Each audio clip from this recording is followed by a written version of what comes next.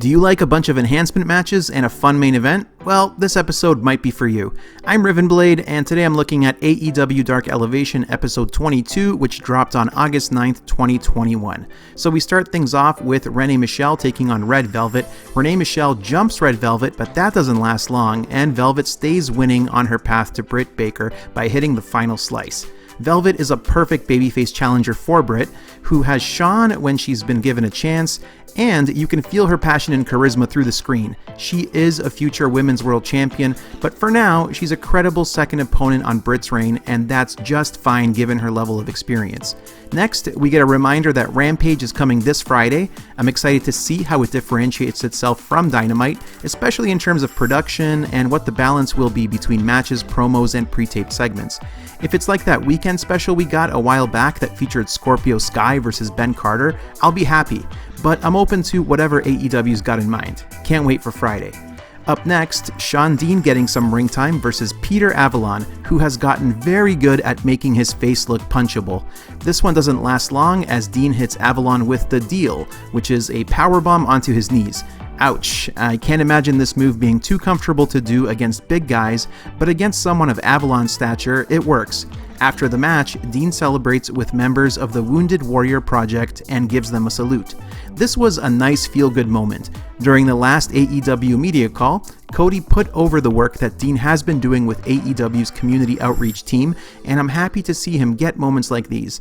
I'm not sure if he actually wants to be in a major spotlight or if he's okay working dark from time to time to provide nice moments like these, but either way, he's an asset to AEW, so a big ol' salute to the captain for being a good human, and a salute to Peter Avalon for being punchable. AEW is going to Houston 2 days before the debut of CM Punk. The hype is ramping up, and I have to wonder if the people attending shows prior to Punk's debut are feeling a little bummed that maybe they're getting the short end of the stick. I assume not, as I'd be perfectly happy to see almost any AEW show. Please come to Canada as soon as possible. Our next match is Tesha Price taking on Hikaru Shida. Tesha Price is incredibly entertaining. I've said before that she has a very expressive face, and in this match, she increased the unhinged aspect of her character. I'm honestly not a big fan of the crazy chick archetype in pro wrestling, as I think 1, it slightly trivializes legitimate mental illness, and 2, it leans into negative stereotypes about crazy women. That aside, this was a good little match. It was short, but Tesha got to show off some personality, and Shida got to actually win a match with the Falcon Arrow. Say it with me, no one kicks out of the Falcon Arrow. We move on to 2.0 and Daniel Garcia promo that's up on Twitter. Garcia is facing Fuego del Sol on Dark this week, and he's slotted to face off against Darby Allin on Dynamite.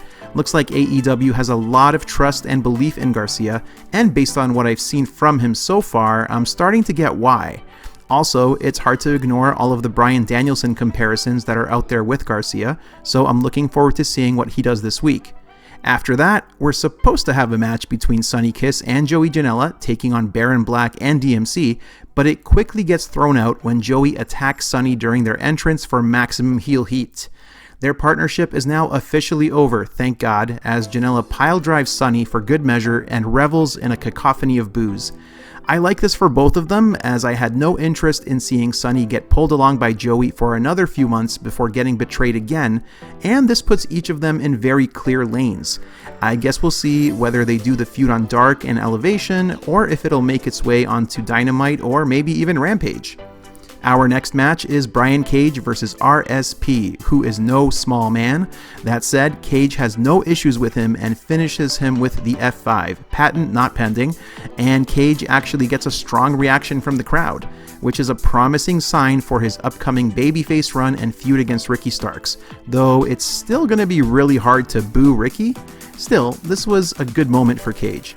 Speaking of squashes, Jade took on and beat Amber Nova with 3 moves, one being a gnarly looking pump handle into a front slam before she finishes Nova with the Jaded.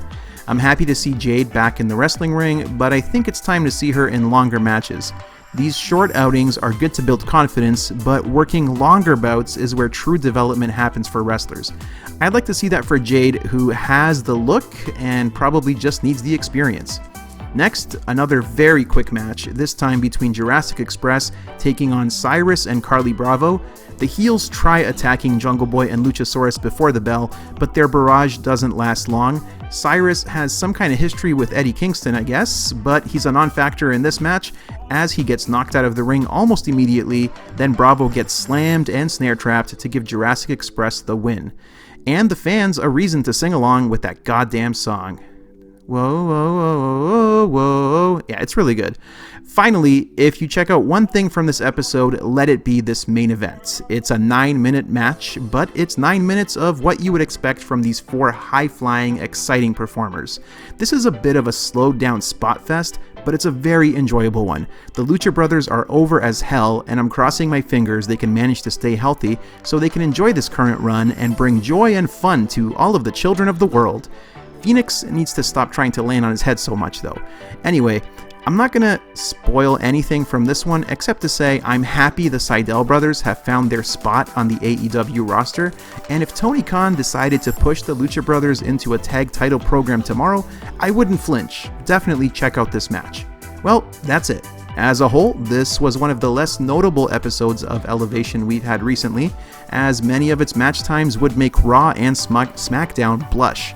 That said, we got to see some showcase performances, a significant heel turn, Eddie Kingston on commentary, and a very good main event. All told, that earns this episode 2 3/4 potatoes out of 5. If you like this video, make sure to like, subscribe, turn on notifications, and leave a comment down below to keep the conversation going. Where do you see them going with Joey Janela and Sonny Kiss? What about Hikaru Shida? Will we ever see her on Dynamite again, or is she forever going to be stuck in the dark realm moving forward? Let me know. Until next time, thank you all for watching. I truly appreciate it.